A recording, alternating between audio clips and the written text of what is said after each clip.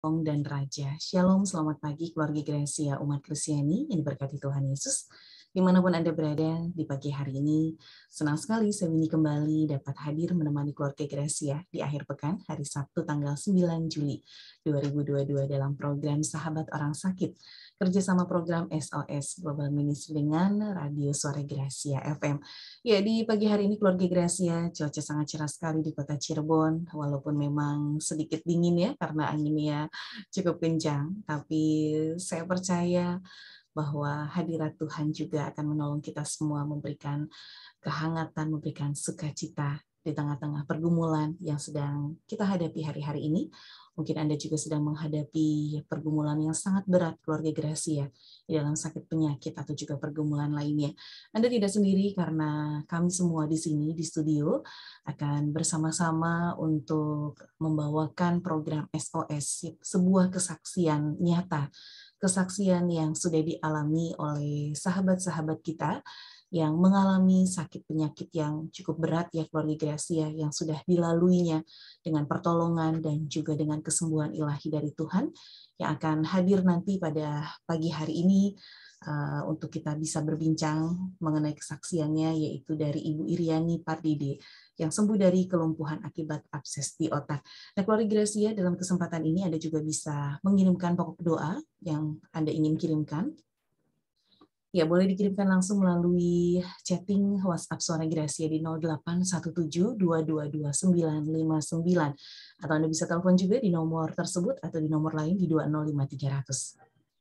Ya, dan yang pasti keluarga Gracia, siaran kami pada pagi hari ini juga kami siarkan secara langsung melalui Facebook Radio Suara Gracia. Oke, langsung saja kita akan menyapa sahabat-sahabat kita dari SOS Sahabat Orang Sakit pada pagi hari ini yang sudah bergabung ya di Zoom meeting. Nah, keluarga Gracia, sudah ada hambanya itu Bapak Pendeta Thompson yang akan saya sapa. Halo, selamat pagi, Shalom Pak Thompson, apa kabarnya? Halo. Halo, Ya. Pak Weni, kabarnya luar biasa karena Tuhan baik buat kita. Salam pendengar keluarga Gracia yang diberkati Tuhan.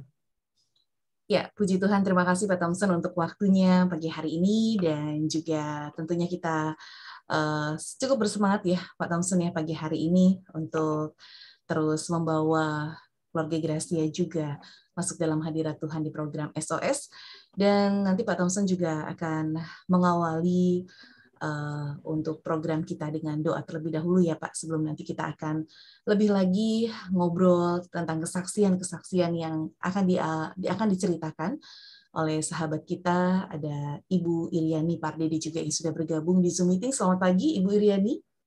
Selamat pagi Mbak Weni. Shalom para pendengar Ada di Radio mana Suara Gracia. posisinya kalau boleh kami tahu? Saat ini saya berada di Kota Medan. Kota Medan, oke. Iya. Tuhan, ya terima kasih buat waktunya, dan juga sudah ada yang bergabung di Zoom meeting juga ada Pak Gunawan juga ya dari Cirebon. Shalom Pak Gunawan. Shalom, Winnie. Senang sekali bisa berjumpa di acara SOS pagi hari ini. Ya, puji Tuhan, luar biasa. Luar biasa, Tuhan baik, dan kita sama-sama akan berdoa. Nanti Pak Thompson akan bawa kita dalam doa sebelum kita akan memulai program SOS pagi hari ini. Silakan Pak Thompson.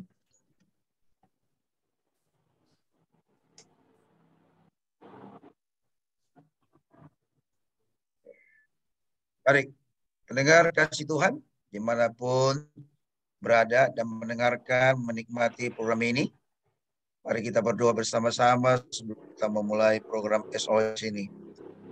Tuhan Yesus yang baik, kami datang di hadapan-Mu dari berbagai kediaman kami, bahkan juga mungkin ada kekasih-kekasih kami yang mendengarkan program ini melalui streaming di luar NKRI Indonesia.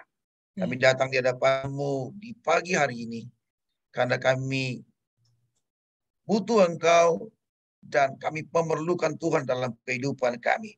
Terima kasih buat pemeliharaan-Mu di waktu terlampau. Kalau kami ada sebagai kami ada hari ini, semua itu karena kebaikan, kasih, anugerah Tuhan yang limpah-limpah atas setiap kami. Terima kasih Tuhan Yesus. Dan sebentar kami akan memulai program ini Tuhan. Kami tahu bersama dengan Tuhan kami cakap menanggung segala perkara. Dan kami tahu juga firman mengajar tanpa Tuhan, maka segala sesuatu yang kami lakukan tidak ada artinya. Itu sebabnya Kami minta datanglah kerajaan-Mu atas setiap kami. Dalam nama Yesus Tuhan. Baik Ibu ini dari studio yang meliding program ini. Tuhan mengurapi, memberkati. Bahkan juga Ibu Riani nanti yang menyaksikan semua keajaiban-keajaiban Tuhan yang dinikmati. Ketika Ibu Riani divonis dokter lumpuh karena pengajaran abses.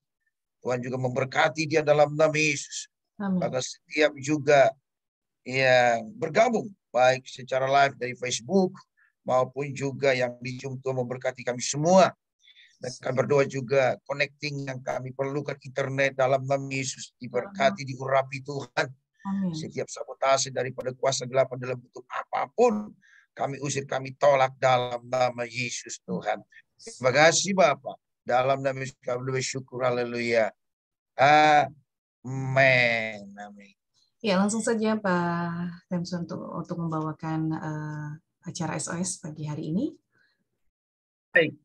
Sekali lagi, terima kasih Mbak Weni, dan sekali lagi para pendengar, keluarga Gracia, dimanapun bisa mendengar program ini, baik melalui streaming radio kita maupun dari 95,5 FM, juga yang dijumpakan live dari Facebook. Dan sekali lagi berjumpa dengan para kasih Tuhan dalam program ini. Dan saya percaya beberapa menit ke depan kita akan diberkati Tuhan karena ada kesaksian-kesaksian orang-orang hebat di masa lalu. Mereka mengalami tekanan, mereka mengalami kesesakan yaitu sakit penyakit. Dokter berkata tidak ada lagi harapan, vonisnya sangat menakutkan. Tapi ketika mereka mengandalkan Tuhan, berharap kepada Tuhan, mereka hari ini dipulihkan secara sempurna, bahkan juga melayani Tuhan. Nah, narasumber kita pada program di edisi hari Sabtu, tanggal 9, adalah seorang ibu muda, Ibu Iriani Pardede, dan beliau berdomisili di Kota Medan. Salam Ibu Iriani Pardede. Shalom Pastor, selamat pagi. Para pendengar juga, Gracia. Baik, senang jika Ibu Iriani ada bersama saudara kita di program SOS pada pagi hari ini. Para sahabat, kami juga rindu melayani para sahabat kami. Itu sebabnya ada juga sahabat orang sakit Cirebon. Dan sahabat orang sakit Cirebon juga memiliki menara doa setiap hari Rabu jam 4 sore. Dan Bapak Ibu yang butuh didoakan, butuh dikunjungi, mereka ada pasukan-pasukan sahabat orang sakit Cirebon. Bisa menghubungi PIC ya Bapak Daniel API 0812243025. Ada juga Bapak Gunawan Simon Dinata di 0898351193. Sebab kami ada untuk melayani Bapak Ibu sekalian. Nah, Ibu Rani Pardede, tadi saya jelaskan di awal bahwa Ibu di waktu-waktu yang lampau atau beberapa tahun tepatnya pernah mengalami penyakit abses di otak, dan itu membuat Ibu mengalami kelumpuhan. Kurang lebih 1,5 tahun Ibu lumpuh. Pertanyaan saya pertama adalah Ibu Riani adalah apa pergumulan Ibu yang terberat sepanjang kehidupan ini? Silakan. Baik, terima kasih Pak. Ya, saya mau berterima kasih buat kesempatan pagi hari ini. Saya boleh membagikan bagaimana kebaikan Tuhan beberapa tahun yang lalu. Tepatnya di tahun 2017, saya merasakan ada sakit yang tiba-tiba, yaitu di bagian perut saya gitu ya. Jadi ketika saya menjadi pergumulan terberat ya ketika saya tiba-tiba mengalami sakit yang tidak ada sebabnya, tepatnya di bagian perut saya. Itu dia, Pastor. Nah, berarti Ibu berkata buat kita bahwa pergumulan terberat yang pernah Ibu alami adalah penyakit, ya. Benar, baik. Nah, apakah alasan Ibu yang berkata bahwa penyakit ini adalah persoalan Ibu terberat? Apakah karena Ibu mendengar vonis dokter berkata tidak ada harapan, atau mungkin usia ibu sudah ditentukan tinggal berapa tahun lagi, atau juga mungkin kemudian karena sudah berobat di beberapa tempat di tanah air lalu tidak ada hasil yang memuaskan lalu harus berobat di luar negeri, atau apa alasan yang berkata bahwa penyakit ini merupakan persoalan ibu yang terberat? Silakan Ibu Riani. Baik. Mengapa saya perkatakan bahwa sakit penyakit adalah persoalan yang terberat pada saat itu yang merupakan pergumulan saya, karena sakit yang saya derita pada saat itu membawa ambang-ambang kematian gitu ya. Memang dia menyerang otak saya. Pada awalnya sakit saya itu di bagian perut gitu. Lalu saya berobat di rumah sakit di Medan. Ya, berobat berpindah dari satu rumah sakit ke rumah sakit yang lain karena obat-obatan yang saya minum itu belum bisa membantu tepat sasaran sesuai dengan sakit yang saya derita gitu. Dan pada akhirnya pada suatu malam ketika saya sedang di rumah, tiba-tiba saya harus kejang beberapa kali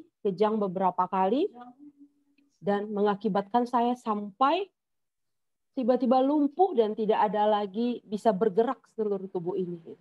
Nah, itu yang saya rasa, Tuhan, ini kenapa ya? Saya nggak pernah membayangkan bahwa saya mengalami kelumpuhan gitu.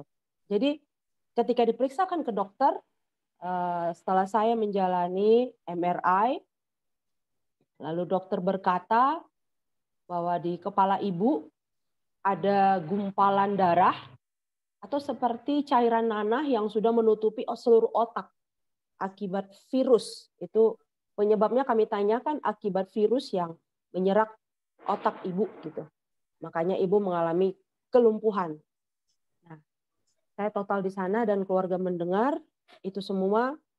Lalu suami saya pada saat itu bertanya, kira-kira bisa dipastikankah dokter sakit istri saya ini seperti yang dokter perkatakan? Lalu dokter berkata bahwa untuk memastikannya kita harus segera menjalani operasi bedah kepala, bedah di otak gitu ya. Ya, kita tahu ya Bapak Itu Ibu. di rumah sakit mana Ibu? Ibu udah di treatment belum, berarti? itu sudah masih di Medan. Itu Masih tapi di Medan. iya, tetapi saya sudah menjalani gonta-ganti beberapa rumah sakit gitu. Itu statement yang terakhir di rumah sakit, salah satu rumah sakit swasta di Medan yang menyatakan ibu lumpuh, ibu nggak bisa bergerak gara-gara otak ibu sudah tertutupi nanah atau darah yang membeku di otak gitu. Nah, tapi belum bisa dipastiin ini sama dokternya. Ya. Dan jalan satu-satunya untuk boleh memastikan sakit yang ibu derita, yaitu harus segera bedah kepala gitu. Melakukan operasi kepala. Nah, akhirnya suami sama orang tua pada saat itu mendengar, mereka langsung dong secara manusiawi, otak ini, kepala ini bukanlah bagian tubuh yang bisa disepelekan kalau menurut pemikiran kita manusia, karena semuanya itu sumbernya ya di kepala, mengatur segala sesuatunya. Lalu dengan beberapa diskusi, dengan nggak tahu harus bertindak apa, tapi itulah saya percaya Tuhan kasih hikmat kepada suami, kepada orang tua, diskusi dengan beberapa paman saya, tante. Mereka bilang, bagaimana ini? Jalan satu-satunya harus operasi kepala supaya nemu sakitnya. Nah, akhirnya keluarga memutuskan, ayolah kita bawa sajalah, kita coba ke luar negeri atau ke Pineng. Pada saat itu ya berpikirnya yang terdekat Pineng. Lalu orang tua saya berpikir, bagaimana nih bawa orang yang lumpuh? Notabene-nya saya juga orangnya agak gemuk, lumpuh total, gitu kan? Gimana cara kita membawa? Gitu. Lalu keluarga berpikir, oke, kita tanyakan ke dokter, apakah ini bisa kita bawa? Mana tahu ini merupakan jalan satu-satunya terakhir dan keluarga mungkin berpikir sudah yang aneh-aneh, ya minimal kita berikanlah yang terbaik perobatan buat anak kita ini gitu, atau istri saya ini, kata suami gitu ya. Ya, jujur saya sih bisa mendengar dengan apa yang mereka perkatakan, tapi saya nggak bisa berbuat apa-apa. Saya hanya tinggal pasrah mau dibawa di mana Tuhan. Saya hanya serahkan hidup saya ke dalam tangan Tuhan.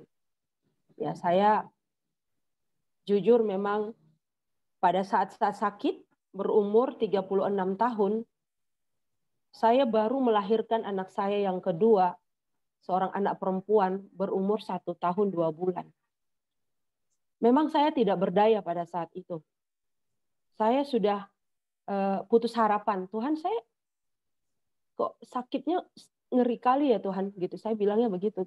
Saya nggak pernah bayangkan bahwa saya mengalami sakit ini gitu kan. Saya bertanya-tanya gitu sama Tuhan.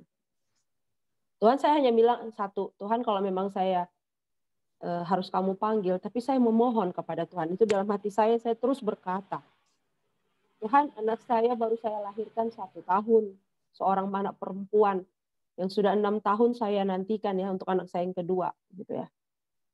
Kalaulah boleh Tuhan, saya mohon tolong saya bilang begitu. Karena kenapa saya berpikir kayak putus harapan, karena udah beberapa rumah sakit saya jalani di Kota Medan, saya semakin hari semakin drop, bukan semakin sehat gitu.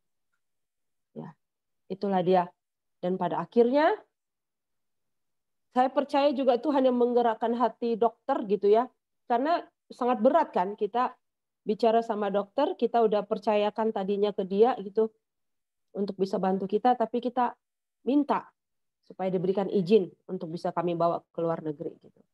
Tapi Tuhan terus campur tangan. Dokter bilang, boleh kok Pak. Ya, kepada suami saya dia bilang, boleh Pak, puji Tuhan.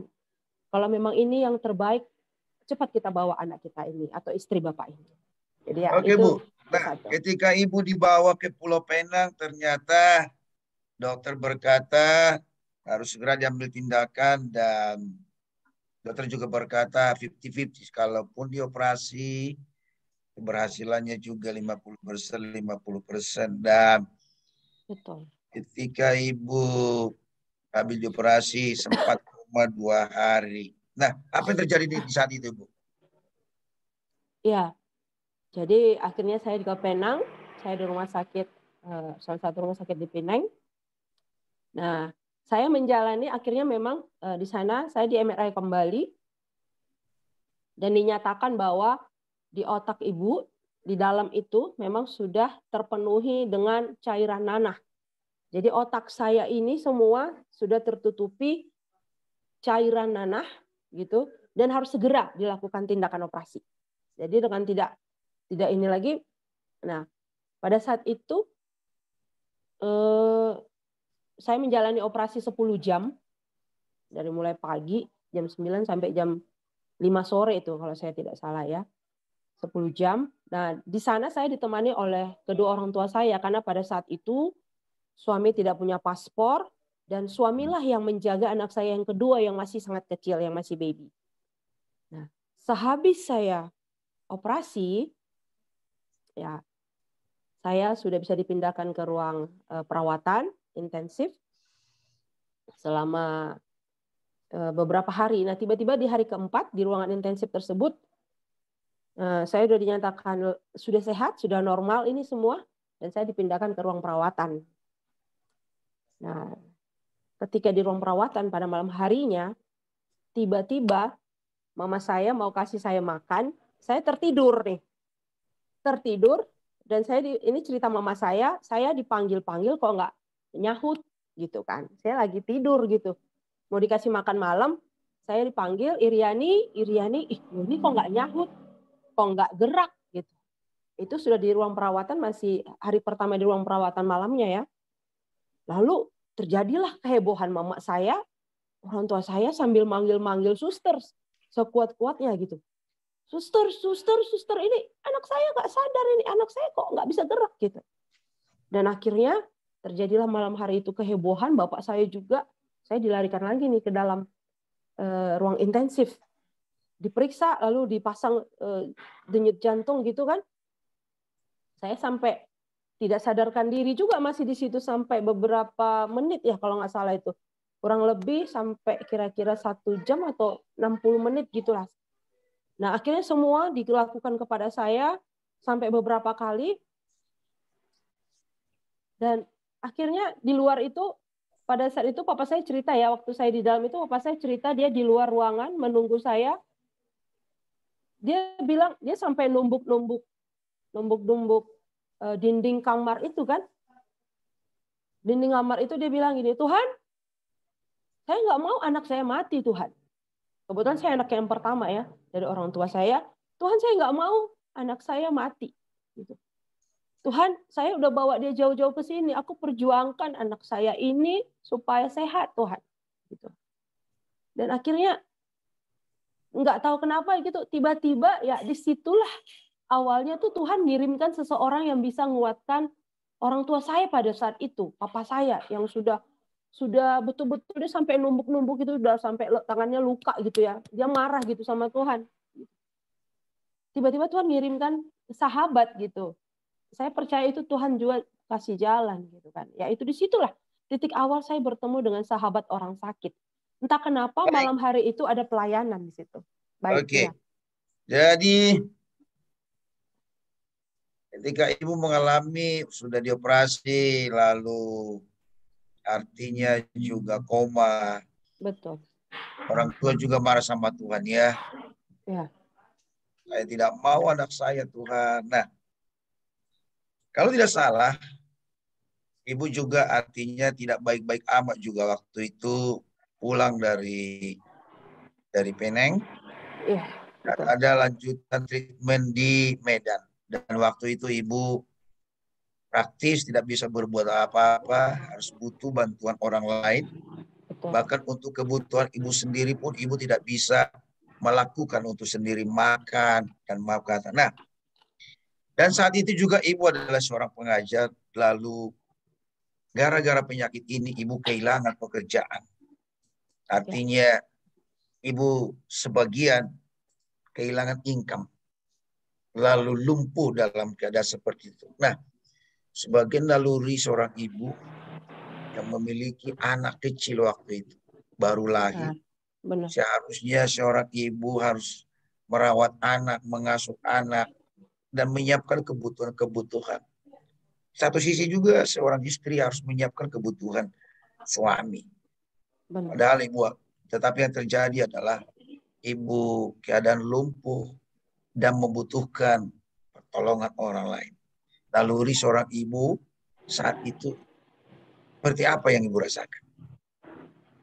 Ya, jadi setelah saya menjalani operasi di Penang, saya sudah puji Tuhan sadar kembali dari tadi saya ini tidak sadarkan diri tadi, dan puji Tuhan Tuhan tolong di sana. Saya akhirnya kembali ke Medan setelah sudah semua, saya hampir 1 bulan di Penang. Lalu saya kembali ke Medan, tapi saya masih dalam keadaan lumpuh, gitu ya. Saya lumpuh kembali ke Medan. Ya benar, seperti yang Bapak katakan bahwa sebelumnya saya memang bekerja, profesi saya seorang guru di tingkat SMA, gitu. Jadi saya kurang lebih hampir 18 tahun mengajar. Nah, ketika saya sakit nih, karena saya memang bekerja di salah satu sekolah swasta di Medan, kita tahu bahwa bekerja di tempat swasta ya, pastilah tidak bisa memberikan kita izin lama-lama untuk yang namanya absen gitu ya. Jadi saat itu saya sampai di Medan dalam keadaan lumpuh, saya nggak bisa ngapa-ngapain ini. Sampai di Medan, saya ketemu suami, saya puji Tuhan masih bisa lihat anak saya yang kecil, tapi di isi hati saya terdalam, saya sangat sedih dan sering menangis gitu. Saya hanya bisa memandang dan terduduk di kursi roda. Saya memandang bagaimana suami yang mengurusi saya secara total, karena jujur Bapak Ibu, saya nggak bisa ngapa-ngapain. Gitu. Karena saya betul-betul lumpuh total, maaf untuk mandi, untuk makan, untuk buang segalanya, buang air besar, buang air kecil, saya total itu di kursi roda. Gitu. kursi roda, nanti suami saya ngangkat saya, bantu untuk tidurkan saya kalau mau tidur gitu kan. Jadi saya harus bolak-balik ganti pampers gitu ya. Kalau pup, kalau buang air kecil, semuanya itu dibantu oleh suami saya. Plus sekaligus saya juga lihat bagaimana suami saya harus mengurusi kedua anak saya. Terlebih yang paling kecil, yang masih kecil gitu ya. Saya nggak tahu. Tuhan luar biasa Tuhan. Kau mengirimkan pasangan saya yang mengerti keadaan saya. Tapi saya berpikir begini, Tuhan, apa gunanya juga saya ada kalau tohnya juga saya nggak bisa lakuin apa-apa. Jadi saya minta sama Tuhan. Saya setiap hari memang berdoa sama Tuhan. Tuhan, kalau kau memang masih mengizinkan saya selamat dengan semua proses perobatan yang saya udah jalanin, saya percaya Tuhan pasti berikan saya kesempatan untuk sehat, untuk sembuh gitu. Saya mau Tuhan berjalan, saya bilang gitu. Saya mau berjalan Tuhan. Gitu. Karena saya mau menolong suami saya mau mengurusi keluarga, mau menolong anak-anak saya untuk melihat mereka tumbuh kembang ya bagaimana. Saya masih mau bekerja juga Tuhan, anak-anak didik saya menunggu saya gitu. Saya nggak mau dipecat gitu. Saya nggak mau keluar dari tempat mengajar saya. Itulah semua pergumulan dan setiap hari aku naikkan. Ketika saya di tempat tidur, saya nggak bisa berbuat apa-apa, saya selalu berdoa sama Tuhan. Saya minta sama Tuhan. Dan memang sejak sakit itu memang betul-betul saya sungguh-sungguh dekat kepada Tuhan. Baik, sebelum dalam wawancara beberapa radio, Ibu pernah berkata kecewa sama Tuhan, marah sama Tuhan, dan ada terlintas ingin mati. Apa alasan Ibu bisa kecewa sama Tuhan? Saya kecewa sama Tuhan karena sebelum saya mengalami sakit, Pastor, saya merupakan salah satu anak muda ya saya perkatakan, sampai saya juga menikah, saya tetap setia di dalam pelayanan saya. Saya melakukan apa yang Tuhan mau. Gitu. Saya memberikan waktu saya bagaimana untuk tetap bisa Tuhan pakai di setiap pelayanan saya, di tengah-tengah gereja, di tengah-tengah lingkungan saya. Tapi Tuhan, kenapa saya harus mengalami ini gitu? Tuhan, apakah saya ada yang salah gitu ya? Itu kadang-kadang di situ yang nggak masuk akal saya, banyak orang yang lebih jahat gitu, tapi kok hidupnya fine, hidupnya aman, tenang gitu. Kenapa ya Tuhan gitu? Saya sampai sering bertanya begitu sama Tuhan. Kenapa begini Tuhan yang harus saya alami? Sakit Tuhan. Sakit sekali sakit yang saya alami ini gitu. Saya bilang sama Tuhan. Jadi saya memang pernah kecewa dan marah sama Tuhan, Pastor. Baik. 1,5 tahun lebih itu bukan waktu yang singkat dalam penantian. Lalu Ibu kehilangan pekerjaan, lalu Ibu juga nggak bisa merawat anak. Lalu ketika Ibu keadaan seperti itu, pernah nggak terlintas, udah Tuhan, mati aja sekalian daripada tidak berguna lagi, daripada menyusahin keluarga, daripada saya tidak bisa seperti seorang ibu, tidak bisa seperti seorang istri. Apakah ada pernah terlintas seperti itu, Bu? Baik, Pak. Pemikiran itu sangatlah sering terlintas di kepala saya, Pak. Karena saya berpikir, apalah arti hidup saya kalau hanya begini, Tuhan. Saya nggak bisa ngapa-ngapain. Gitu. Apapun saya nggak bisa lakuin. Bahkan untuk mengangkat jari pun saya nggak sanggup. Jari kelingking mau diangkat aja nggak bisa. Gitu saya bilang. Tuhan, ya. Jadi saya memang berpikir, Tuhan lebih baik panggil saya.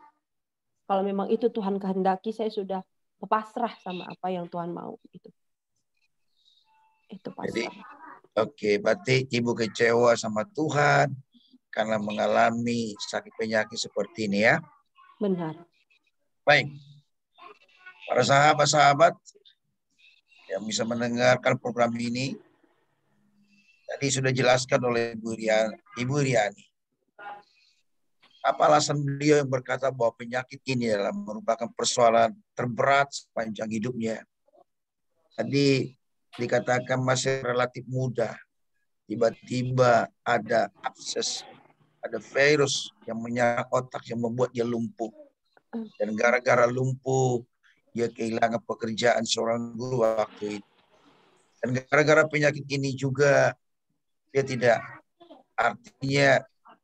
bisa melayani sebagai istri, melayani sebagai ibu terhadap anak-anaknya. Dan 1,5 tahun lebih praktis dia butuh pertolongan orang lain, butuh bantuan orang lain. Baik makan aja dia butuh orang lain, minum aja butuh orang lain, bahkan belakang aja dia butuh pertolongan orang lain. Dan ada ingin daripada keadaan saya seperti ini berlama-lama, Tuhan. Lebih baik aku panggil saja, lebih baik mati. Nah, kasih Tuhan. Tapi kalau hari ini ada Ibu Riani sebagaimana ada, bisa menceritakan kebaikan Tuhan, bisa menceritakan pertolongan Tuhan. Saya pastikan di masa-masa lampau, dia juga mengalami lawatan Tuhan. Dia juga mengalami perjumpaan dengan Tuhan. Sehingga dia bisa ada sebagaimana hari itu. Kasih Tuhan, mari kita dengarkan apa rahasia yang membuat Ibu Riani pada ini seperti ada sekarang ini. Tengah-tengah penyakit yang membuat lumpuh sekujur tubuhnya dari ujung kaki, ujung kepala dari sampai ujung kaki. Nah, Ibu Riani, ya. Kalau ada Ibu ada sebagaimana hari ini bahkan juga sudah melayani sebagai pasukan sahabat orang sakit Medan. Apa rahasia Ibu? Hari ini ada sebagaimana ada dan sudah disembuhkan Tuhan secara sempurna. Nah, ada banyak orang berkata, Pak, saya bisa sembuh. Sekalipun saya mengalami gundah gulana waktu itu. Tapi di satu sisi masih ada hati saya rindu untuk merenungkan firman Tuhan. Lalu saya tangkap firman Tuhan yang pernah saya dengar, yang pernah saya baca. Dan saya kuat, saya ada sebagaimana hari ini. Itu karena saya bergantung kepada kebenaran firman Tuhan. Pak, saya bisa juga melewati masa-masa sulit. Masa-masa yang mencekam di masa-masa lalu. Yang dimana saya ingin mati. Saya juga kuat itu. Karena saya datang kepada Tuhan, menyembah Tuhan, memuji Tuhan. Lalu mereka berkata, ini lagu favorit saya. Pak, saya juga bisa kuat ini. Karena ada orang-orang yang peduli dengan saya. Ada orang yang mencintai saya. Ada orang yang perhatikan, mengunjungi saya, mendoakan saya. Sehingga saya berpikir ketika mereka datang melayani saya tidak sendirian dalam pergumulan saya. Saya tidak sendirian dalam persoalan saya. Nah, apa rahasia Ibu Iriani? Hari ini ada sebagaimana ada dan sudah sembuh. Bahkan hari ini juga kembali mengajar karena pertolongan Tuhan. Silakan Ibu Iriani. Baik. Ya, saya mau membagikan rahasia kenapa saya akhirnya bisa melewati semua itu. Karena ya yang pertama, ketika saya sakit itu, saya semakin banyak waktu untuk membaca firman Tuhan, yaitu semakin banyak waktu setiap pagi melakukan penyembahan kepada Tuhan sambil menaikkan pujian. Ya, saya betul-betul kayaknya di posisi, memang pada saat itu karena saya hanya bisa di tempat tidur, rasanya itu saya semakin kayak intim, dekat kepada Tuhan. Itu saya merasakan tuh, saya udah betul-betul, Tuhan ini saya gitu. Jadi ketika saya tepat pada waktu itu saya membaca firman Tuhan yang dari Yesaya 41 ayat 10 ya. Di situ dikatakan bahwa janganlah takut sebab aku menyertai engkau. Jangan bimbang sebab aku ini Allahmu. Aku akan meneguhkan bahkan menolong engkau dengan tangan kananku yang akan membawa kemenangan. Nah, jadi di situ janganlah takut. Memang benar. Sebelum saya mengalami sakit, yang namanya kematian itu, pasti setiap kita manusia takut untuk mengalami itu, kematian. Tapi setelah saya mengalami sakit ini, Tuhan ternyata aku kok bisa ya melalui semua itu tuh sangat sakit, tapi aku bisa sampai detik ini Tuhan. Wah, terima kasih banyak gitu ya. Benar, kau berkata bahwa jangan takut. Serahkan semua kekhawatiranmu kepada Tuhan gitu ya. Jangan khawatir. Ya, tapi serahkanlah apa yang menjadi keinginanmu, utarakan. Jadi setiap hari itu, setiap pagi itu, saya tuh sering mengutarakan, Tuhan aku mau sembuh, Tuhan aku mau sehat. Aku perkatakan, karena ucapan adalah doa. Tuhan aku pasti sehat, aku pasti sembuh. Aku naikkan pujian, nyanyi gitu, karena memang saya senang bernyanyi gitu ya. Nah, jadi saya sering membaca firman, lalu saya bernyanyi. Lalu pada saat saya mengalami sakit, benar. Ketika ada komunitas yang bisa setia, pada saat itu adalah sahabat orang sakit. Yang menjadi komunitas yang senantiasa setia, mengunjungi saya, melihat saya, menelepon saya, gimana Kak?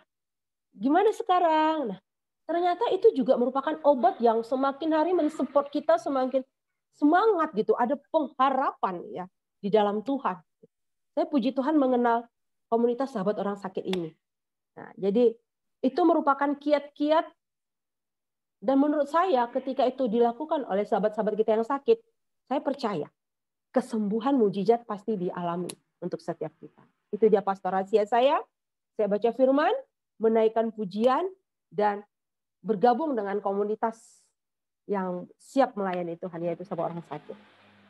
Wow, luar biasa. Jadi Ibu ingin mengatakan buat kita, buat para pendengar, rahasia Ibu di tengah-tengah waktu tidak lagi harapan bangkit untuk pulih. Yang pertama tadi adalah percaya kepada firman Tuhan. Amen. Lalu Amen, kemudian ya. di tengah-tengah tidak seolah-olah tidak berdaya lagi, tapi masih angkat tangan memuji menyembah Tuhan. Yes. Berkata, Kaulah segalanya bagiku. Dan tiga, ternyata ada orang-orang komunitas yang peduli dengan Ibu selain keluarga inti. Ada orang-orang yang mengunjungi Ibu, yang menguatkan Ibu, dan melayani Ibu. Sehingga ada sebagaimana hari ini. Wow, luar biasa. Amin, ya. Para sahabat-sahabat, di ujung program ini nanti kami juga berdoa buat para sahabat kami. Itu sebabnya hubungi kami di nomor call center Radio Suara Gracia 0817 222 959. Call center Radio Suara Gracia 0817 222 959. Para sahabat juga bisa menghubungi call center dari sahabat orang sakit 0816 8922 98. Lalu juga kami bagi tahukan para sahabat di Cirebon juga ada sahabat orang sakit, mereka melayani Bapak Ibu, rumah atau manapun Bapak Saudara, mereka siap untuk melayani Bapak Saudara. Itu sebabnya hubungi PIC SOS Cirebon Bapak Daniel AP di 0812 2430 235 atau Bapak Gunawan 0898 8351 193. Nah, pertanyaan saya terakhir Ibu Yani adalah sebelum kita mendengar firman Tuhan, di mana iman Ibu lebih bertumbuh? Sebelum Ibu mengalami sakit penyakit ini atau sesudah mengalami sakit penyakit? Silakan. Haleluya. Iman saya semakin tumbuh setelah saya mengalami sakit penyakit. Jadi saya bersyukur ketika saya mengalami sakit penyakit ini, ternyata Tuhan mau tangkap saya. Hai Iriani, ayo menjadi pasukan saya, pasukan Kristus. Jadi itu yang saya sungguh-sungguh sukacita. Ketika saya mengalami sakit, ternyata karena Tuhan sayang kepada saya. Ya, jadi ini merupakan iman saya itu semakin diteguhkan. Yang namanya ambang-ambang kematian itu saya tidak takutkan lagi, ya, karena saya udah siap kapanpun Tuhan panggil saya ready, gitu. Ya, tapi biarlah kehidupan saya yang kedua ini benar-benar menjadi buah bagi orang dan keluarga di sekitar saya. Itu dia, Pastor. Baik, terima kasih Ibu Rinani Pak Dede yang sudah berkat buat kita. Saya percaya ada banyak sahabat-sahabat kita yang diberkati oleh kesaksian daripada Ibu Riani, yang dimana di tengah-tengah mengalami kesesakan di masa-masa lampau, ingin mati, kecewa sama Tuhan. Bahkan bukan saja Ibu Riani kecewa sama Tuhan, bahkan Papa juga yang membawa ke Penang waktu itu marah sama Tuhan, sempat berkata bahwa Tuhan itu jahat karena dibiarkan seperti itu. Tetapi hari ini, kalau Ibu ada sebagaimana ada, Tadi rahasia yang sudah dibagikan adalah percaya kepada firman Tuhan di tengah-tengah kesulitan apapun, terus memuji memuliakan Tuhan, dan tinggal di tengah-tengah komunitas, ya menguatkan, ya mendorong untuk terus bertumbuh kepada Tuhan. Nah, para sahabat, sebelum kita akhiri program ini, kita akan mendengarkan firman Tuhan. Saya ambil dari Amsal pasal 24 ayat 10. Amsal pasal 24 ayat 10 dengan judul tetap semangat sekalipun mengalami kesesakan. Dikatakan di sana demikian, jika engkau tawar hati pada masa kesesakan, kecillah kekuatanmu.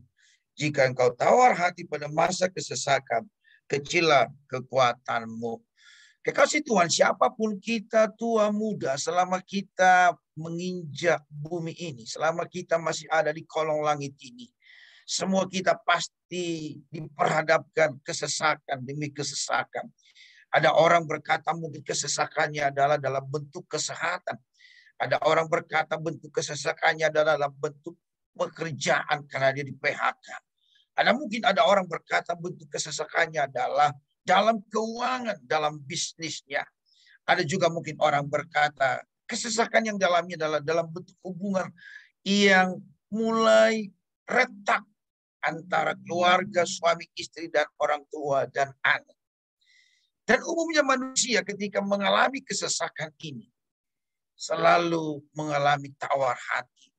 Seperti tadi Ibu Riani Pardede ketika mengalami kesesakan dalam bentuk kesehatan, mendengar vonis dokter yang mematikanlah, mengatakan 50-50 keberhasilannya.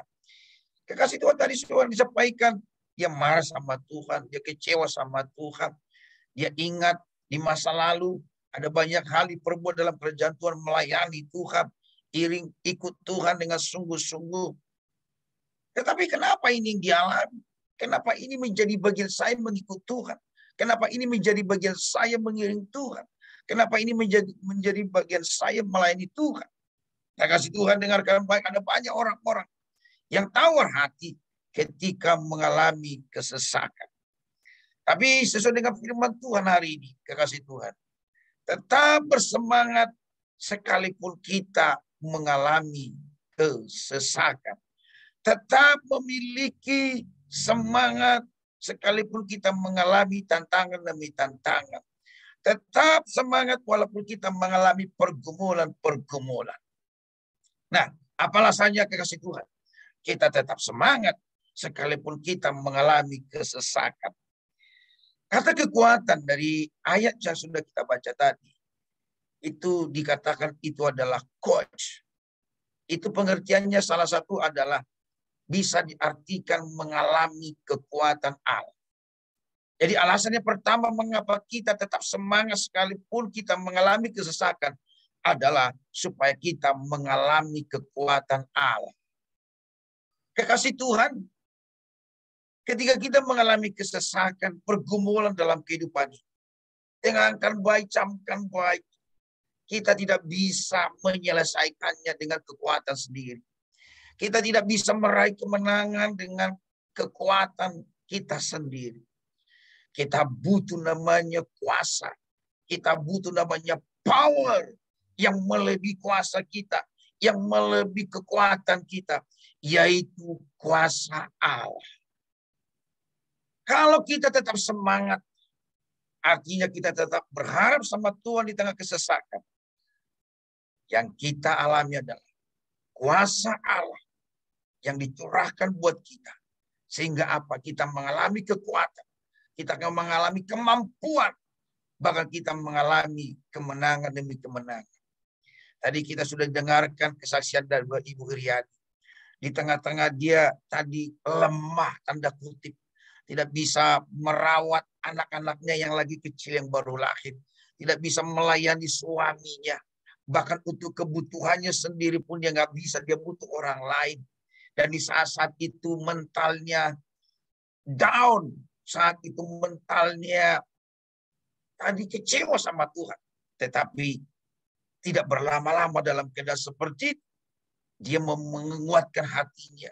Ketika dengar firman Tuhan tadi itu membangkitkan dia. Ketika didengar tadi ada orang-orang yang berkata, semangat.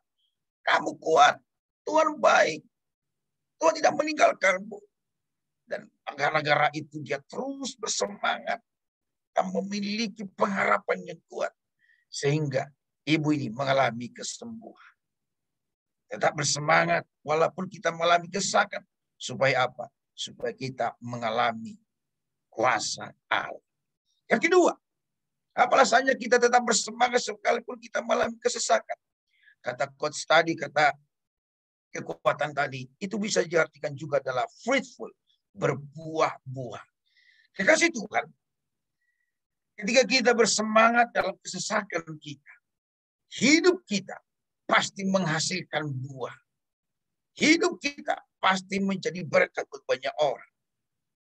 Kekasih Tuhan, Ibu Riani Pardini, ketika dia bersemangat dalam kesesakan, hari ini dia banyak melayani orang-orang sakit di kota Medan. Hidupnya berbuah buat orang-orang. Ada banyak orang-orang juga yang mereka jumpai di kota Medan yang patah semangat, yang mulai tawar hati, yang mulai mendumel sama Tuhan. Tetapi ketika mereka mengunjungi, mereka berbagi hidup, mereka menguatkan. Dan karenanya ada banyak orang-orang juga yang dikuatkan. Ada banyak orang-orang kembali berharap kepada Tuhan. Ada banyak orang-orang juga yang menggantungkan hidupnya kepada Tuhan. Sekalipun vonis-vonis dokter yang mematikan. Kasih Tuhan, ketika kita bersemangat dalam kesesakan, kita akan menghasilkan buah. Di mana buah itu menjadi berkat buat banyak orang lain. Yang terakhir kasih Tuhan, apalahnya kita bersemangat ketika kita mengalami kesesakan. Alasan ketiga adalah supaya kita mengalami pengalaman rohani dari Tuhan. Alasan ketiga kita tetap bersemangat dalam kesesakan adalah supaya kita mengalami pengalaman baru dengan Tuhan. Kekasih Tuhan, pengalaman baru dengan Tuhan itu kita tidak dapatkan itu dalam sekolah-sekolah formal, dalam institut-institut formal. Pengalaman kita bersama dengan Tuhan hanya kita dapatkan ketika kita dalam sekolah kehidupan. Ketika kita mengalami kesesakan, ketika kita mengalami tantangan, ketika kita mengalami pergumulan-pergumulan hidup, bahkan juga kita mengalami di ujung tanduk hidup kita ini. Saudara, pengalaman bersama dengan Tuhan itu luar biasa. Hanya kita dengan Tuhan mengalami pengalaman itu. Dan saudara, kita mendapatkan itu ketika kita di dalam tantangan, persoalan, pergumulan hidup. Kalau kita tanya Ibu Riani Pardini, 1 jam buat dia kesaksian tidak cukup Bapak Ibu. Tapi saya percaya ketika dia dalam kesesakan itu, dia berharap kepada Tuhan, bersemangat kepada Tuhan. Tuhan ajari dia beberapa hal. Dia bisa lebih mendengar suara Tuhan. Dia bisa lebih mengerti apa maksud Tuhan. Dia bisa lebih mengarahkan hidupnya ini untuk melayani Tuhan. Saudara, semua kita harus mengalami pengalaman bersama dengan Tuhan. Supaya apa? Supaya iman kita bertumbuh. Supaya kerohanian kita itu bisa bertumbuh. Tadi Bu Riani Pardini berkata, ditanya, di mana imanmu lebih dewasa? Di mana imanmu lebih bertumbuh? Sebelum sakit atau sesudah sakit? Dia berkata, sesudah sakit, sesudah saya mengalami persoalan ini, iman saya semakin dewasa, iman saya semakin bertumbuh. Karena Tuhan baik.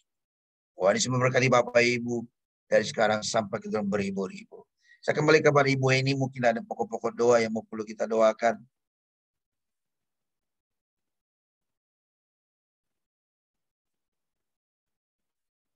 Silakan Ibu, unmute. Mute.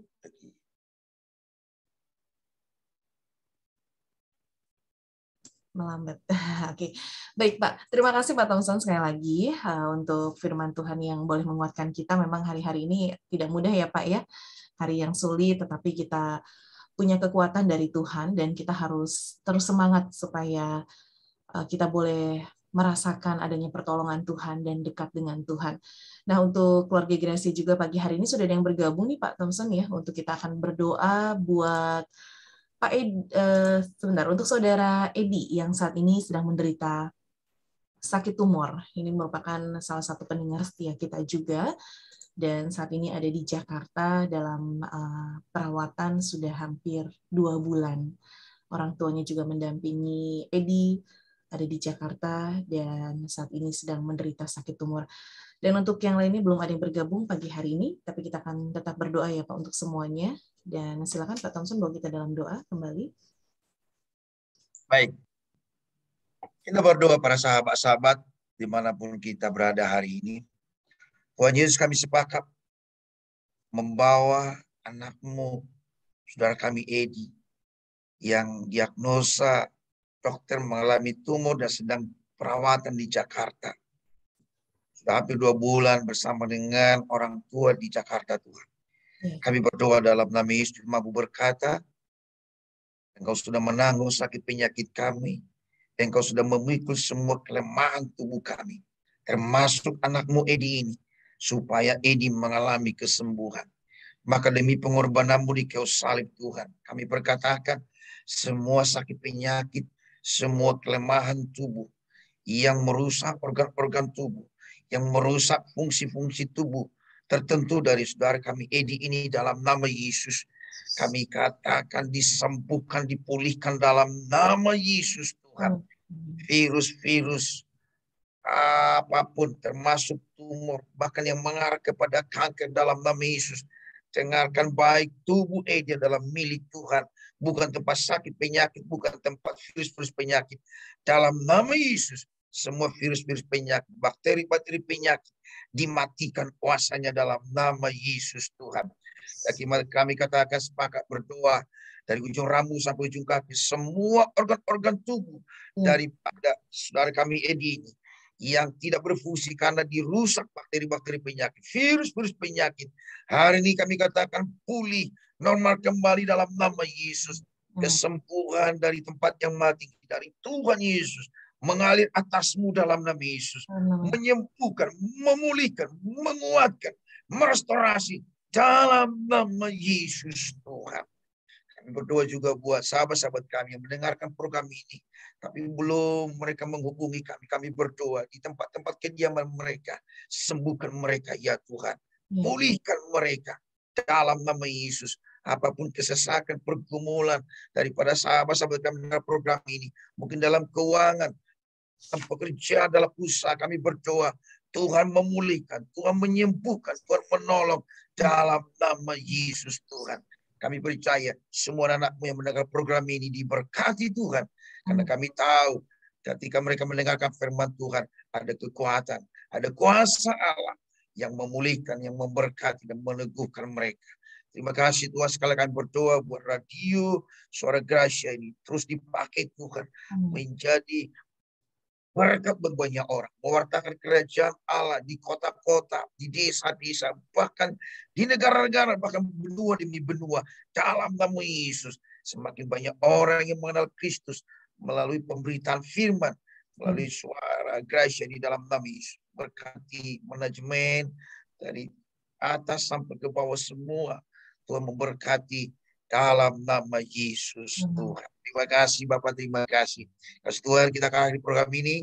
Mari arahkan hatimu dan terimalah berkat daripada Tuhan Yesus. Anugerah yang melimpah-limpah dari Bapa. Cinta kasih pun dari Yesus Kristus. Persekutuan dalam kuasa Roh Kudus yang menyertai kita, menolong, menuntun kita. Mulai hari sampai maranatha, bahkan sampai selama-lamanya. Haleluya. Amin. Saya kembali kepada Pak Weni. Tuhan berkati. Terima kasih Pastor Thompson dan juga Ibu Iriani Pardede. Terima kasih. Baik, terima kasih. Sehat selalu ya Ibu Iriani. Iya, terima kasih. Pak Gunawan juga terima kasih sudah bersama-sama dengan kami juga dan semuanya. Nanti kita akan jumpa kembali Sabtu mendatang ya. Dengan narasumber yang lainnya tentunya akan memberkati dan menguatkan iman percaya kita kepada Tuhan Yesus. Sampai jumpa dan Tuhan memberkati. Shalom. Baik keluarga Gracia. Shalom. Kita bersyukur untuk pagi hari ini kita sudah mendengarkan kesaksian yang sungguhnya